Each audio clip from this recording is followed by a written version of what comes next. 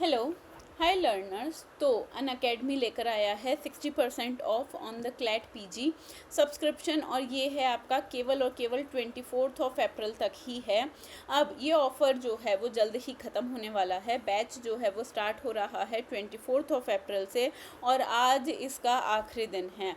ठीक है, अगर आज इसके बाद आपको 60% ऑफ वाली चीज़ नहीं मिलेगी। आप कोड यूज़ कर सकते हैं। मेरा कोड है AC लॉ।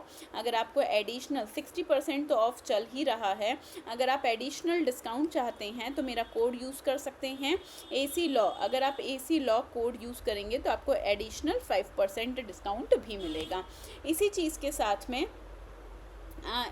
के साथ में आपका क्लैट पीजी का जो कॉन्कर बैच है वो भी स्टार्ट हो चुका है, होने वाला है 24 अप्रैल से। इसमें मिलेंगी आपको टॉप एजुकेटर्स के थ्रू क्लासेस भी मिलेंगी, और साथ में ही 200+ लाइव क्लासेस मिलेंगी। इसी चीज़ के साथ में अचीवर्स बैच जो है वो पुराना बैच है, जो 4 मार्च से स्टार्ट हो चुका है।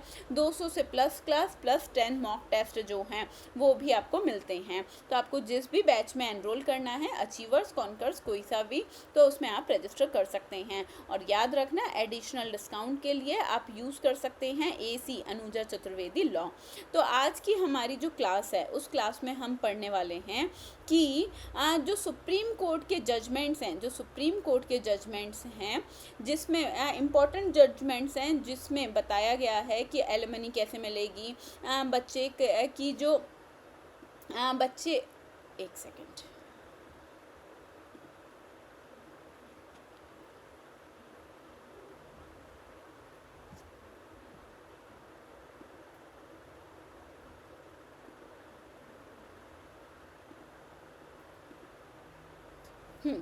तो आज जो हम पढ़ने वाले हैं वो सुप्रीम कोर्ट का 2 केसेस पढ़ेंगे। सबसे पहला है बच्चे की कस्टडी का केस, और दूसरा वाला जो केस है वो एलिमनी का केस है। हो सकता है आपने रील्स में ये कहीं ये छोटे छोटे केसेस देखे हों। ये आपके 2024 एंड में आए थे, लेकिन इसे लैंडमार्क जजमेंट माना जाता है क्योंकि इसमें कई सारी चीज़ें डिटेल्स में बताई हैं। अब बच्चे जब भी क्लैट पीजी के लिए तैयारी करते हैं तो उन्हें ये तो पता है कि उन्हें है ना करंट ईयर के जो केसेस होते हैं, जैसे अगर आप 2025 का देंगे तो आपको 2025 के केसेस तो पढ़ने ही हैं, कुछ कुछ केसेस आपको 2024 के भी पढ़ने हैं। साथ में उन केसेस में पढ़ना क्या है, तो 3 से 5 बातें आपको याद रखनी है। केस का नाम, जजमेंट में इंपॉर्टेंट कौन कौन सी बातें कही गई थी, उसमें कौन कौन से टर्म्स एक्सप्लेन करे गए थे, और साथ में ही आपको ये भी याद रखना है कि उसमें रेफरेंस केस कौन कौन सा दे रखा है, क्योंकि वो रेफरेंस केस भी आपको कई बार पूछे जाते हैं। तो स्टार्ट करते हैं आज का केस। जो आज का केस है वो है आपका रमनीश पाल सिंह वर्सेस सुगंधी अग्रवाल का केस है। क्या हुआ था इस वाले केस में, तो अगर आप रमनीश कर्नल रमनीश पाल सिंह वर्सेस सुगंधी अग्रवाल का केस देखेंगे तो इसमें यहाँ पति पत्नी थे, दोनों के बीच में डिवोर्स हो गया था, और डिवोर्स होने के बाद में उनके 2 बच्चे थे। डिवोर्स होने के पहले उनके 2 बच्चे थे। बच्चों की कस्टडी किसको दी जाएगी, तो प्रिलिमिनरी हम क्या जानते हैं कि मदर को प्राइमरी कस्टडी मिलती है, लेकिन फादर को भी मिल सकती है। अब यहाँ इस वाले जजमेंट में जो आपका फैमिली कोर्ट है उसने बोला था कि जो क्या करा जाएगा, जो बच्चों की कस्टडी है, दोनों बच्चे जो कि माइनर हैं उनकी कस्टडी फादर को दी जाएगी। ठीक है, अब यहाँ क्या होता है कि जब भी बच्चों की कस्टडी की बात आती है ना, तो दोनों जो पेरेंट्स हैं वो एक दूसरे के ऊपर आरोप लगाते हैं। किसी भी तरीके के आरोप लग सकते हैं कि सामने वाला पर्सन किस तरीके से इनसफिशिएंट है बच्चों को रेस करने के लिए। तो यहाँ है ना, इस वाले केस को इम्पॉर्टेंट क्यों बोला गया है, तो ये वाला जो सिंड्रोम होता है ना, इस वाली जो चीज़ को साइकोलॉजी जो होती है कि अगर हम मैनिपुलेट करेंगे ही सही, बच्चों को मैनिपुलेट करेंगे, बाकी लोगों को मैनिपुलेट करेंगे कि हमारा जो पार्टनर है वो अच्छा नहीं है बच्चों को रेस करने के लिए, ताकि क्या मिल जाए, हमें कस्टडी मिल जाए। इस केस में इस वाली चीज़ को, ये वाला जो तरीका होता है अपने बच्चों को मैनिपुलेट करना, ताकि सामने वाला जो अदर पार्टनर है उससे वो दूर हो जाए और आपकी साइड पर आ जाए, इस वाली चीज़ को टर्म दिया गया था PAS। टोटल इस वाले केस में आगे बताऊंगी। और इस वाले केस में जो कस्टडी है वो किसको दी गई थी, कर्नल जो फादर हैं उनको कस्टडी दी गई थी। पूरा केस डिटेल में जानते हैं। तो ये केवल आपके थोड़े से ट्रेलर था कि भाई केस में हुआ क्या है। तो सुप्रीम कोर्ट का जो जजमेंट है वो लैंडमार्क जजमेंट माना जाता है केस 2024 में। अब इसमें क्या बोला गया था, कई सारे इंपॉर्टेंट जजमेंट्स आए थे। अब जब भी है ना जब भी हम यहाँ बच्चों की बात करते हैं कि उन्हें किस तरीके से कस्टडी देखा जाएगा, तो उसमें एक इम्पॉर्टेंट बात बोल रखी है, जो बच्चों के वेलफेयर है वो सबसे पहला देखा जाएगा। इररेस्पेक्टिव क्या बोल रखा है लॉ में, जो बच्चों के लिए सबसे ज़्यादा ज़रूरी होगा, जो बच्चों के लिए हितकारी होगा, उसके बारे में देखा जाएगा। और इसी के लिए इस केस में गाइडलाइन भी बना रखी है। कोर्ट जो है वो जब पेरेंटल राइट्स की बात करते हैं, तो पेरेंटल राइट्स जो है वो है ना ओवरराइड नहीं कर सकते हैं बच्चों के बेस्ट इंटरेस्ट के लिए। तो माना कि मदर का राइट सबसे पहला राइट होता है बच्चों पर, लेकिन अगर वो बच्चों के इंटरेस्ट में नहीं है तो मदर को क्या नहीं दी जाएगी, कस्टडी नहीं दी जाएगी। सेकंड वाली चीज़ यहाँ एक और जो बात बोली गई है कि जब भी हम फिर वो बोलते हैं कि आपको क्या देना पड़ेगा, मेंटेनेंस देनी पड़ेगी, एलिमनी देनी पड़ेगी। तो कोर्ट ने बहुत क्लियरली बोला कि ये जो हम एलिमनी वाली चीज़ बोलते हैं, तो ये वाली चीज़ क्या है, ये मेंटेनेंस जैसा होता है, फाइनेंशियल सेटलमेंट। क्योंकि जब भी डिवोर्स हो रहा होता है तो ऐसे केस में बहुत ज़्यादा उथल पुथल होती है जीवन में, ये एक नॉर्मल सहज वाला लाइफ नहीं रह जाती है, और उसी चीज़ को सही करने के लिए यहाँ पेमेंट करते हैं। अब ये कोई पेनल्टी नहीं है, इसे कभी भी हम पेनलाइज वाले वे में, ये पेनल्टी के तौर पर नहीं देखना चाहिए। पेनल्टी या पनिशमेंट के तौर पर सिर्फ सामने वाला पर्सन जैसे शादी के पहले रह रहा है वो बिल्कुल वैसे ही डिवोर्स के बाद भी रह सके। इसके लिए हम क्या करते हैं, एलिमनी का अमाउंट रखा जाता है, वो किसी भी तरीके से किसी एक पार्टनर को पनिश करने के लिए नहीं दिया जाता है। तो जब इस वाले केस में यानी कि कर्नल रमनीश पाल सिंह वर्सेस सुगंधी अग्रवाल केस में मेन क्या क्या बातें बोली गई थी, तो जब हम बात करते हैं चाइल्ड वेलफेयर के बारे में, तो चाइल्ड वेलफेयर में ये 4 चीज़ें बहुत अच्छे से देखी गई थी। तो इस स्पेसिफिक केस में ये देखा गया था कि केस जो कस्टडी है वो किसको मिलनी चाहिए। तो बोला गया था कि डिस्ट्रिक्ट कोर्ट का जो जजमेंट है कि भाई कस्टडी किसको मिलनी चाहिए थी, रमनीश पाल सिंह को, कर्नल रमनीश पाल सिंह को मिलनी चाहिए थी, फादर को मिलनी चाहिए थी, उसे ही सुप्रीम कोर्ट ने वैलिड करार दिया था। फिर आता है चाइल्ड प्रेफरेंस। जब बच्चों को से पूछा गया कि आपको किसके साथ रहना है, तो बच्चों ने ये डिज़ायर एक्सप्रेस करी थी that they want to live with their father. तो कोर्ट ने इन वाली चीज़ को यानी कि बच्चों की प्रेफरेंस को भी काफ़ी अच्छे से सुना और उसी के बिहाफ पर डिसीजन दिया गया। फिर बात करते हैं सपोर्ट सिस्टम की। तो कर्नल जो थे वो उनके वहाँ आप आसपास काम मिलेगा, उन्हें आर्म्ड फोर्स का काफ़ी अच्छा सपोर्ट सिस्टम मिल जाता है, जो कि बच्चों की परवरिश के लिए, उनकी रेस के लिए काफ़ी ज़्यादा अच्छा होता है। तो इस बात को ध्यान में रखते हुए उनका जो सपोर्ट सिस्टम है उस चीज़ को ध्यान में रखते हुए भी किसको दी गई, कस्टडी फादर को दी गई। फिर आता है पेरेंटल एलिनेशन। तो जब बात कर रही जाती है कि भाई वाइफ ने हस्बैंड के ऊपर कई सारे एलिनेशंस लगाए हैं कि है ना हस्बैंड ये करते हैं, ये बहुत सारी चीज़ें, तो ये देखा गया कि कोई कॉन्क्रीट एविडेंस नहीं है किसी भी तरीके का, जितनी भी बातें उसमें आरोप लगाए गए थे उसका किसी का भी कॉन्क्रीट एविडेंस नहीं है। तो सिर्फ और सिर्फ ये बोलने पे कि सामने वाला गुस्सा ज़्यादा करता है वो सही नहीं है, निग्लिजेंट है, तो ये वाली चीज़ आप सिर्फ और सिर्फ सामने वाले के बातों पर भरोसा नहीं करेगा कोर्ट, उन्हें कॉन्क्रीट एविडेंस चाहिए होगा।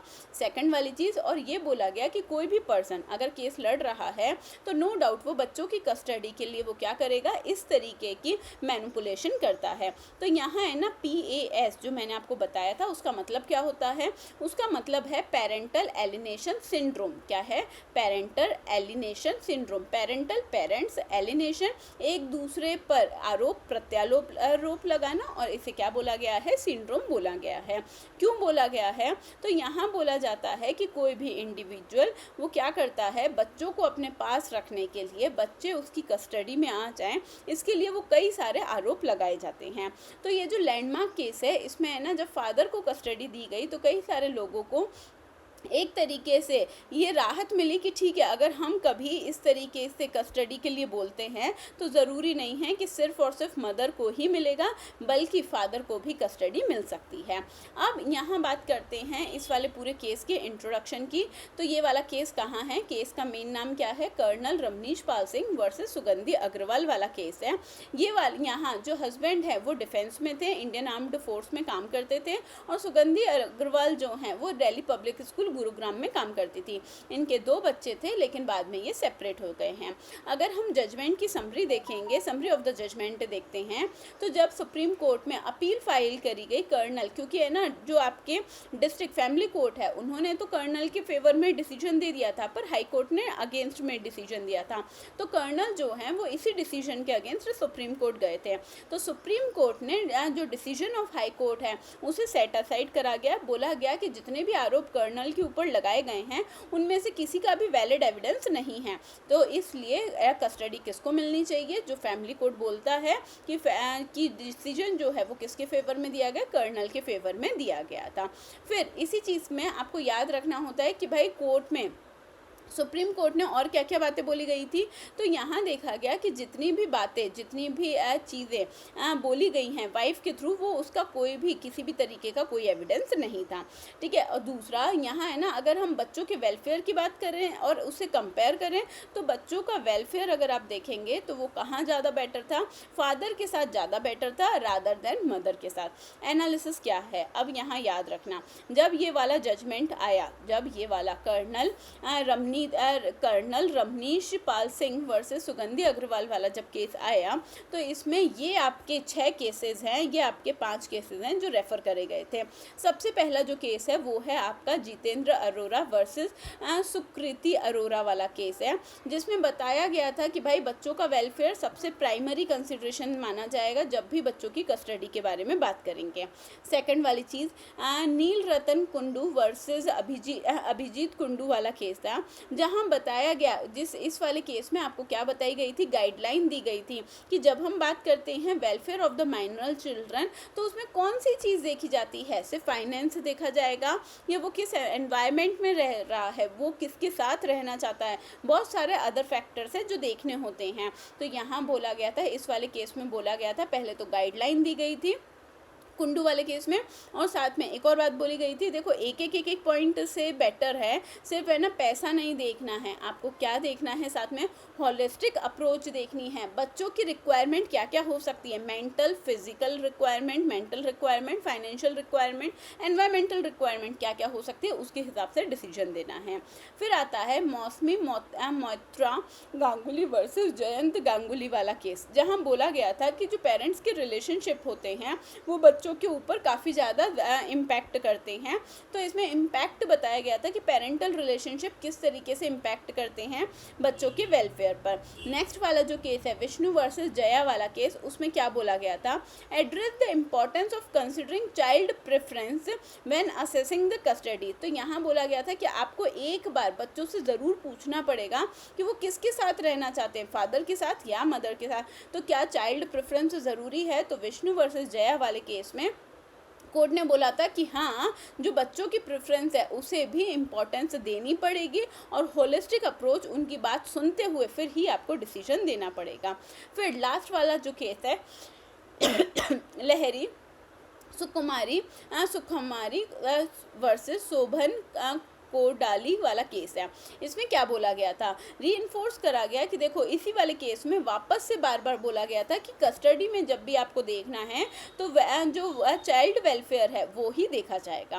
अब लीगल रीजनिंग अगर आप इस केस की देखेंगे तो होता क्या है कि जब भी हम केस लड़ते हैं, अगर बच्चों की कस्टडी का केस देखेंगे तो है ना, वो किसके बारे में बात करता है, section 17 of the guardian and the ward act 1890 बताता है कि पेरेंटल राइट्स किस तरीके से होंगे। तो यहाँ बोला गया है कि माना कि पेरेंटल राइट इंपॉर्टेंट है, ठीक है, लेकिन it highlighted that while the parental right जो है वो इम्पॉर्टेंट है, पर इसका कोई ओवर राइडिंग इफेक्ट नहीं है। उस एक्ट में बहुत सारी बातें लिख रखी हैं, इस सेक्शन में बता रखा है कि जो मदर है उनका प्राइमरी कस्टडी मिलती है, लेकिन उसके बाद भी अगर वो बच्चों के वेलफेयर के लिए सही नहीं है, in the interest of the child नहीं है, तो उन्हें नहीं दिया जाएगा। यहाँ कोर्ट ने वर्ड जो है, जो कॉइन करा गया था वो कंसेप्ट लेकर आए हैं, reliance on the concept of parental alienation syndrome. आपसे पूछा जाएगा पेरेंटल एलिनेशन सिंड्रोम कहाँ बताया गया है, तो आपको केस का नाम देना पड़ेगा जहाँ ये बोला गया था। इस सिंड्रोम को, इस चीज़ को क्या बताया गया है कि देखा गया है कि कई बार पेरेंट्स जो हैं वो क्या करा जाता है, मैनिपुलेटिव तरीके से बच्चों के बिहेवियर को कंट्रोल करते हैं, ताकि सामने वाला पर्सन जो है वो फादर को ना देखते हुए मदर के पास चला जाए। Behaviour by the father to alienate the children from their mother. तो बच्चों को अपनी मदर से दूर ले जाने के लिए वो क्या करते हैं, इस तरीके के अलग अलग तरीके के आरोप लगाना जिसका कोई एविडेंस नहीं है, कई सारी बातें बोलना कि मम्मी ऐसी हैं, पापा ऐसे हैं, ये सब क्या माना जाता है, पेरेंटल एलिनेशन सिंड्रोम माना जाता है। फर्दर मोर कोर्ट ने एक और चीज़ क्या बोली गई कि यहाँ और भी बात ये बोली गई कि देखो सपोर्ट सिस्टम, अगर आप देखोगे ना तो कोई भी बच्चा अगर इंडियन आर्म्ड फोर्स वाले एनवायरनमेंट में पढ़ रहा है तो वो उसके लिए हर तरीके से अच्छा है, उसके एजुकेशन के लिए, इमोशनल नीड्स के लिए, सोशल नीड्स के लिए वो आगे काफ़ी अच्छा एक स्टेबल एनवायरनमेंट मिल पाएगा। अगर वो अपनी मदर के साथ रहता तो शायद उन्हें वो स्टेबल एनवायरनमेंट नहीं मिल पाता। इम्पैक्ट की बात अगर करें तो इस जजमेंट के बाद क्यों इसे लैंडमार्क जजमेंट बोला जाता है, तो इस वाले जजमेंट के बाद में प्रायोरिटी जो है, जो ये समझ में आता है कि जुडिशरी जो कमिटमेंट है वो किस में प्रायोरिटाइज किसे करता है, वेलफेयर ऑफ द चाइल्ड को करता है, plus expression preference of the minor child, कि अगर बच्चा बोल रहा है कि मुझे फादर के साथ रहना है तो वो फादर के साथ रह सकता है, ठीक है, क्यों, क्योंकि उसने बोला है, वो उसकी इच्छा है। और दूसरा, अगर कोई भी चीज़, अगर कोई भी बिहेवियर, अगर किसी भी तरीके का आरोप लगा रहे हैं, अगर आपके पास उसका कॉन्क्रीट एविडेंस नहीं है तो उसे डिनाई कर दिया जाएगा। नेक्स्ट वाली चीज़, जब भी कस्टोडियन का बात करेंगे, कस्टोडियल अरेंजमेंट की बात करेंगे तो सिर्फ best interest of the children ही देखा जाएगा। अंडरस्टूड। नेक्स्ट वाली चीज़ आती है कि कॉम्प्लेक्स कंसेप्ट क्या थे, तो सबसे पहला जो कंसेप्ट था वो क्या था, पेरेंटल एलिनेशन सिंड्रोम। इसका मतलब क्या होता है, चाइल्ड के बिहेवियर को दिस मैनिपुलेशन क्या बोला गया है, PS refers to a situation where one parent manipulates the child to reject the other parent, कि एक पेरेंट क्या करता है, एक मैनिपुलेटिव बिहेवियर दिखाते हैं, दूसरे के बारे में बुराई करना, ताकि आफ्टर डिवोर्स या आफ्टर सेपरेशन बच्चा जो अदर पेरेंट को छोड़ के उनके पास रहे। This manipulation leads to the child developing unwanted negative sentiments towards the other parent, जिसके कारण उन्हें ना एक हेट की भावना, क्रोध की भावना किस में आ जाती है, बच्चों में आ जाती है दूसरे पेरेंट्स के प्रति। और ये अगर रेगुलर होता रहेगा, देखा गया है कई बार सब लोग करते हैं, तो इसी चीज़ को एक क्लियरली बताया गया है कि देखो कौन सी चीज़ सही मानी जाएगी और कौन सी चीज़ को सही नहीं माना जाएगा। फिर आता है पेरेंट्स पार्ट्रे, क्या होता है ये, तो पेरेंट्स पार्ट्रे जो है ये एक लैटिन वर्ड है जिसका मतलब क्या है, parent of the country. It refers to the role of the state और court in acting of an guardian for those who are unable to take care of themselves such as minor child. In custody cases जो court है वो exercise क्या करा जाता है, तो यहाँ बोला जाता है पेरेंट पार्ट्रे का मतलब क्या होता है, पेरेंट ऑफ द कंट्री होता है, तो जिसका देखने वाला कोई नहीं है, जिसका हित सुनने वाला कोई नहीं है, उनके लिए आपको काम करना है। तो यहाँ जो कोर्ट है वो क्या करेगी, बच्चों के हित को देखते हुए, welfare of the child and best interest of the child में काम करते हुए, वो बच्चों के गार्जियन के तौर पर काम करते हुए ही क्या दिया जाएगा, डिसीजन दिया जाएगा। अंडरस्टूड। तो यहाँ ये इसलिए इसे एक लैंडमार्क जजमेंट माना जाता है। तो है ना, ये पूरा एक बात बोली गई है कि पूरा कस्टडी का केस जो है वो किसके अराउंड चलता है, तो बोलते हैं पेरेंट्स के अराउंड कस्टडी का केस नहीं चलेगा, डिसीजन जो भी लिया जाएगा वो बच्चों को ध्यान में रखते हुए लिया जाएगा, चाइल्ड सेंट्रिक अप्रोच अपनाई जाएगी rather than parent centric approach, कि भाई पेरेंट्स क्या चाहते हैं। चलो, तो नेक्स्ट वाला केस कौन सा है, तो नेक्स्ट वाला जो केस है वो है आपका एलिमनी वाला केस। एलिमनी, कितनी एलिमनी मिलनी चाहिए, 20,000 30,000 पर मंथ, और ऐसी बहुत सारी चीज़ें कि जब भी हम एलिमनी की बात करते हैं तो वो किस तरीके से कैलकुलेट करना होगा। प्रवीण कुमार जैन वर्सेस अंजू जैन का केस है। और दूसरा मेन बात इसमें ये आती है कि अगर डिवोर्स के बाद में या सेपरेशन के बाद में हस्बैंड की इनकम बहुत ज़्यादा बढ़ जाती है तो क्या ऐसे केस में, तो क्या ऐसे केस में हमें जो एलिमनी का अमाउंट है वो भी बढ़ाना पड़ेगा, या फिर वो वाला जो फैक्टर है वो इम्पॉर्टेंट फैक्टर नहीं है, जब आपको डिसीजन दिया गया है उसी के टाइम पर देखा जाएगा। तो देखते हैं क्या होता है। तो यहाँ हस्बैंड और वाइफ है, हस्बैंड और वाइफ प्रवीण कुमार जैन और अंजू जैन हैं, और इन्हें क्या करा गया था, ये सेपरेट हो चुके थे। तो स्टार्टिंग में पहले तो पेमेंट कितना दिया गया, और सेपरेट हुए कितना टाइम हो गया था, 20 साल हो चुके थे। तो पता था इररिट्रीवेबल मैरिज है कि इसे अब वापस से जोड़ा नहीं जा सकता है। दूसरा, इस वाले केस में इंपॉर्टेंट बात ये भी, कैलकुलेशन ऑफ एलिमनी के साथ में इसमें इंपॉर्टेंट बात एक ये भी बोली गई थी कि देखो एलिमनी का जो अमाउंट है ना, वो कोई पनिशमेंट नहीं है कि भाई हमने ना हस्बैंड को पनिश करने के लिए ज़्यादा अमाउंट रखो, नहीं। आपको बेसिक नीड्स देखनी पड़ेगी, एनवायरनमेंट देखना पड़ेगा, सामने वाले की सैलरी देखनी पड़ेगी, उसके हिसाब से आप क्या कर सकते हैं, एलिमनी का अमाउंट डिसाइड कर सकते हैं। लेकिन सिर्फ पनिश करने के लिए कि भाई तुमने ऐसा गलत काम करा है, इसकी वजह से पनिशमेंट के तौर पे ऐसा कुछ भी नहीं है। इस भावना के साथ कभी भी आपको क्या नहीं देनी है, एलिमनी नहीं देनी है। तो क्या है, तो सबसे पहला यहाँ बोला गया था कि अगर हम प्रवीण कुमार वाला केस देखेंगे तो यहाँ 5 करोड़ का अमाउंट डिसाइड करा गया था, कब, शादी के सेपरेशन के 20 साल के बाद में। अगर आप एक और देखेंगे तो और बच्चे के लिए कितना अमाउंट दिया गया था, तो अलग से बच्चे के लिए 1 करोड़ का एडिशनल अमाउंट अलॉट करा गया था। कब तक के लिए, 26 साल का नहीं हो जाता या फिर वो फाइनेंशियली इंडिपेंडेंट नहीं हो जाता। रिंकू बाहेती वाले केस में एलिमनी जो ग्रांट करी गई थी, उन्होंने कितनी मांगी थी, 500 करोड़ एलिमनी मांगी थी, लेकिन कितनी दी गई थी, तो 12 करोड़ दी गई थी। तो किस हिसाब से देखा जाएगा, तो बोले रीजनेबल देखा जाएगा कि अगर हम देखेंगे जैसे कि एलिमनी का अमाउंट इस वाले केस में भी काफ़ी ज़्यादा, जो अंजू जैन ने मांगा था वो काफ़ी ज़्यादा अमाउंट मांगा था। लेकिन अगर आप देखेंगे रिंकू बाहेती वर्सेस संदेश शारदा वाला केस, तो उसमें ना वाइफ ने 500 करोड़ की डिमांड करी थी, जिस पे कोर्ट ने बोला था कि भाई 500 करोड़ जो है वो बहुत ज़्यादा अमाउंट होता है, और अगर आप रीजनेबिलिटी देखोगे तो वो कहीं से भी रीजनेबल नहीं दिख रहा है। और उस वाली चीज़ को रिजेक्ट करते हुए 12 करोड़ की अमाउंट दिया गया था। इसी चीज़ के साथ में कोर्ट ने ये भी बताया, जो आर्टिकल 142 है, पावर क्या देता है कि माना कि मैरिज जो है वो अगर इस तरीके से वापस किसी इररिप्रेवेबल हो चुकी है, force the party to remain married only to अगर हम बाय चांस किसी भी कोई शादी जो है अब जिसमें कुछ नहीं बचा है, अगर हम फिर भी उस शादी में लोगों को रहने को बोलते हैं, उन दोनों पार्टीज़ को रहने को बोलते हैं, तो ये दोनों ही पार्टीज़ के लिए क्या मानी जाएगी, हार्डशिप मानी जाएगी। इसी चीज़ के साथ में केस क्या है, केस के लिए डिटेल बात करते हैं। तो प्रवीण कुमार जैन वर्सेस अंजू जैन का जो केस है उसमें क्या हुआ था, तो सुप्रीम कोर्ट ने ये बोला कि अगर हम इस शादी को देखेंगे तो यहाँ क्या हो चुका है, ये इररिट्रीवेबल ब्रेकडाउन ऑफ मैरिज है।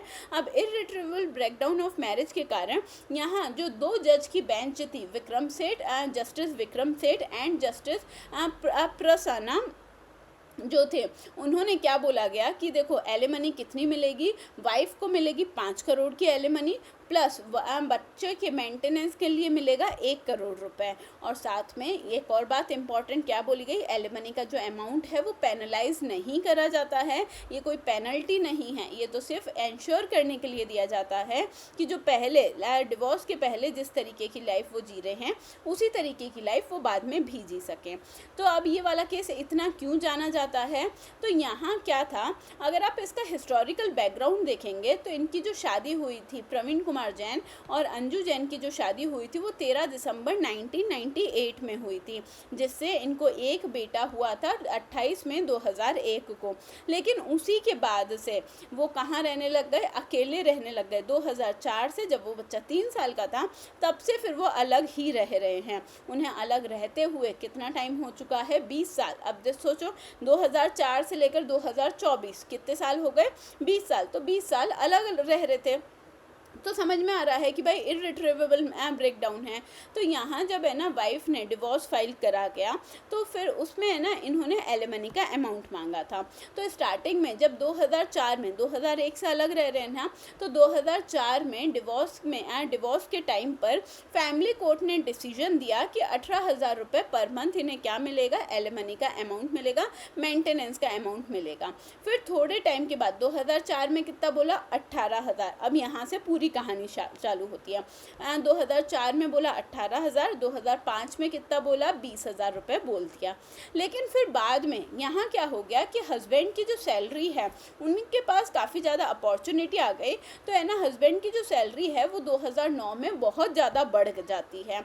तो वाइफ का कहना ये था कि अब हमें ज़्यादा इसका अमाउंट चाहिए, मेंटेनेंस का अमाउंट ज़्यादा चाहिए। तो उन्होंने कितना मांगा था, 2.25 लाख रुपए, 1.5 लाख रुपए, 1,45,000 रुपीज़ पर मंथ मांग रहे थे कि भाई जब हस्बैंड इतना कमाने लग गए हैं तो हमारा भी क्या होना चाहिए, मेंटेनेंस ज़्यादा होना चाहिए।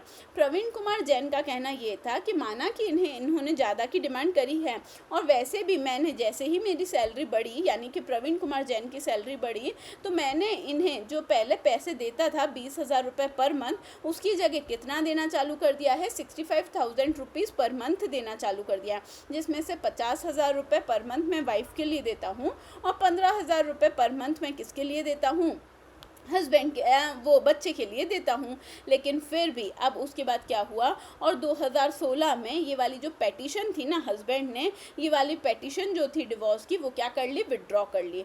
तो उनका कहना ये था, प्रवीण कुमार जैन का सेकंड बात ये थी कि पहले तो मैंने आपको वैसे भी ज़्यादा पैसे देने चालू कर दिए हैं, माना कि 1.5 लाख नहीं दे रहा हूँ पर मैं 65,000 दे ही रहा हूँ, और जो कि कंपैरेटिवली बहुत ज़्यादा है प्रीवियस वाले अमाउंट से। सेकेंड कि जब मैंने इसकी वो डिवोर्स जो पेटिशन फाइल करी है वो क्या कर ली है, विड्रॉ कर ली। जो विड्रॉ कर ली तो जो आपका फैमिली कोर्ट का ज्यूरिसडिक्शन यहाँ नहीं आना चाहिए। फैमिली कोर्ट का ज्यूरिसडिक्शन कब आता है, जब आप वो फाइल कर रहे हैं, डिवोर्स फाइल कर रहे हैं, तो मैंने डिवोर्स विड्रॉ कर लिया है तो उसका ज्यूरिसडिक्शन नहीं आना चाहिए। तो कोर्ट ने, जो आपका फैमिली कोर्ट है, फैमिली कोर्ट ने क्या बोला कि देखो आपको कितना मेंटेनेंस देना पड़ेगा, तो बोले इंटरिम मेंटेनेंस के नाम पर आपको है ना 1,15,000 रुपये पर मंथ देने पड़ेंगे। कब से चालू करना है, तो बोला गया 28 फरवरी 2009 से 14 जुलाई 2016 तक देने हैं। ठीक है, ये वाली बात हो गई।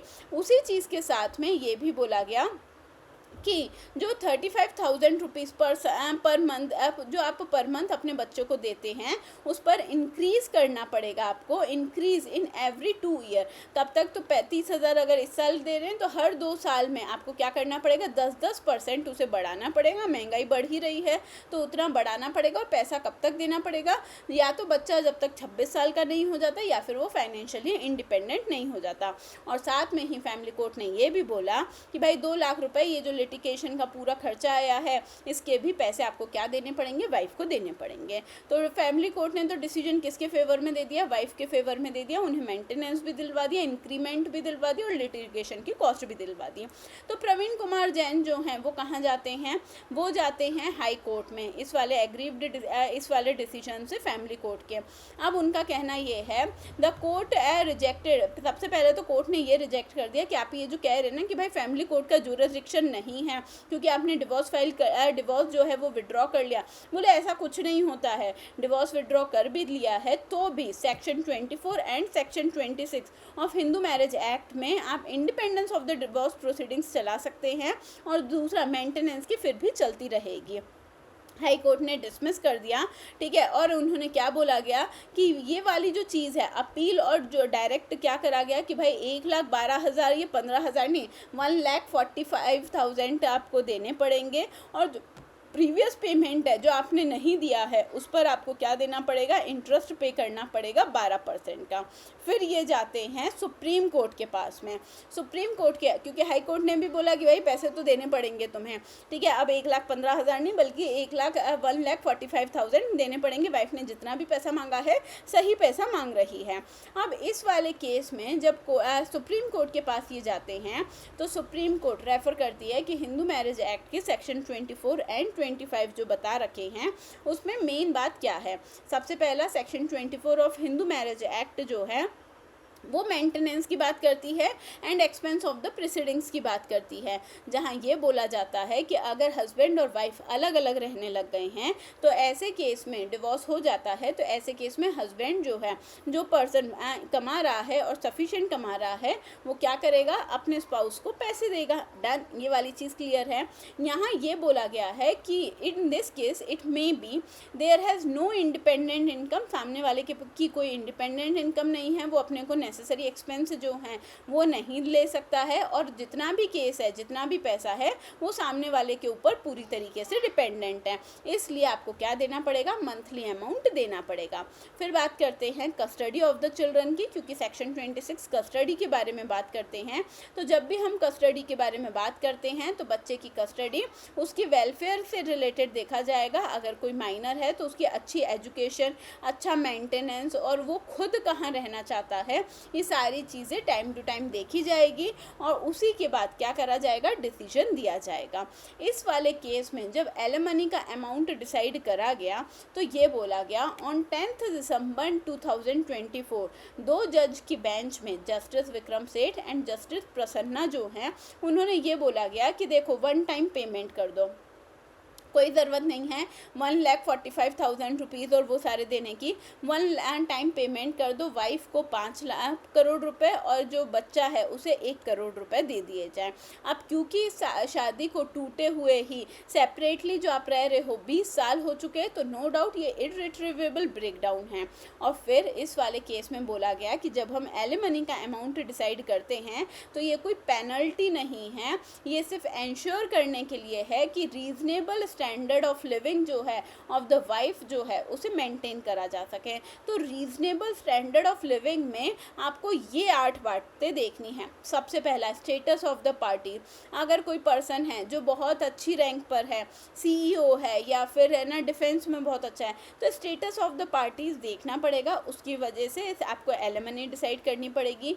फिर आता है रीजनेबल नीड्स। अब सोचो कि कोई पर्सन है जिसे कैंसर है, तो नो डाउट उसकी रिक्वायरमेंट पैसों की ज़्यादा होगी, पर कोई अगर पर्सन जिसकी रिक्वायरमेंट ज़्यादा नहीं है, रीजनेबल। अब तुम बोलो कि भाई मैं तो घूमने के लिए केवल बिजनेस क्लास में ही जाती हूँ, या फिर मैं तो सिर्फ और सिर्फ इस ब्रांडेड क्लोथ, अगर आपने वो रील देख रखी हो तो उसमें है कि भाई इतने सारे पैसे मांग रखे हैं और जिसमें बोल रखा है कि वो काफ़ी एक्सपेंसिव कपड़े पहनती हैं, रहने का खर्चा और बाकी सारी चीज़ें उनकी इतनी हो जाती है, फॉरेन ट्रिप्स भी रहती हैं, उन सारी चीज़ों को मेंटेन करना होता है। तो भाई कोर्ट भी है ना रीजनेबल नीड्स को ध्यान में रखते हुए 500 करोड़ की जगह 12 करोड़ दिए थे ना, तो सेम वैसे ही कि रीजनेबल आपकी जितनी भी नीड्स हैं उन्हें ध्यान में रखते हुए ही पैसा दिलवाया जाएगा। क्वालिफिकेशन एंड एम्प्लॉयमेंट स्टेटस, सामने वाला पर्सन जो है वो कितना क्वालिफाइड है और उसका एम्प्लॉयमेंट कितना है, मतलब कितनी सैलरी कमाते हैं, इनकम कितनी है। इंडिपेंडेंट इनकम और एसेट कितनी है, पर्सन खुद कितना, जो पर्सन मेंटेनेंस मांग रहा है उस खुद की इंडिपेंडेंट इनकम कितनी है, उनकी खुद की प्रॉपर्टी कितनी है। फिर आता है स्टैंडर्ड ऑफ लिविंग क्या है, सेक्रीफाइसेस जो फैमिली को करने पड़े हैं, लिटिगेशन की cost, financial capacity of the husband. तो हर तरीके से टटोला जाएगा, देखा जाएगा कि भाई आपके पास कितना पैसा है, आपका स्टेटस क्या है, क्वालिफिकेशन क्या है, लेकिन सारी चीज़ों को रीजनेबली देख कर फिर क्या दिया जाएगा, पेमेंट करा जाएगा। तो जहाँ क्या बोला गया कि भाई वाइफ को मिलेगा 5 करोड़ रुपए और बच्चे को मिलेगा 1 करोड़ रुपए, ये फाइनल अमाउंट है। इसके बाद अब कोई पैसा नहीं मिलेगा, ये फाइनल एलिमनी 1 टाइम सेटलमेंट बोला था, 1 time payment of the alimony. तो पहले जो चल रहा था वो मंथली पर चल रहा था, अब 1 टाइम पर दे दिया था इस वाले केस में। अंडरस्टूड। तो ये थी आपकी आज की क्लास जहाँ हमने 2 केसेस पढ़े हैं। ऐसे ही सुप्रीम कोर्ट के लैंडमार्क जजमेंट्स मैं लाती रहूँगी। तब तक के लिए बाय। और अगर पढ़ना अच्छा लगा है तो अनअकैडमी आज लास्ट दिन है, प्लीज़ सब्सक्राइब कर लेना। और है ना जो चीज़ इतने डिस्काउंट पर मिल रही है, 60% डिस्काउंट प्लस एडिशनल मेरा कोड यूज़ करके, AC लॉ यूज़ करके 65% डिस्काउंट, तो ये डिस्काउंट वापस नहीं आएगा। तो ऐसा नहीं हो कि बाद में अफसोस करो। तो मिलते हैं नेक्स्ट क्लास में, तब तक के लिए बाय।